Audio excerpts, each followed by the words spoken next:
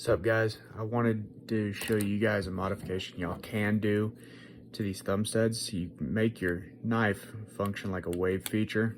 I've seen this done on some different Spyderco knives, but never seen somebody talk about how to make it happen with just regular thumb studs. So you can see how it looks when it's actually fully configured here.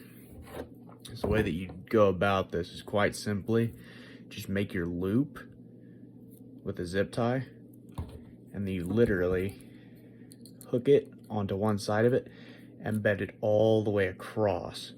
It is not super easy to do. You'll have to really kind of bear down and get it on there and adjust the tightness until it straps on right.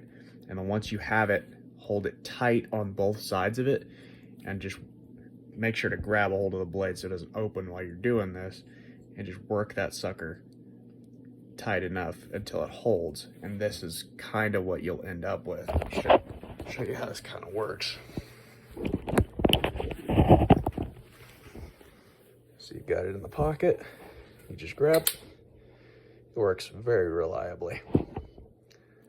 So one more time, get it in there, you just grab and pull. Works really well. All right, see you guys.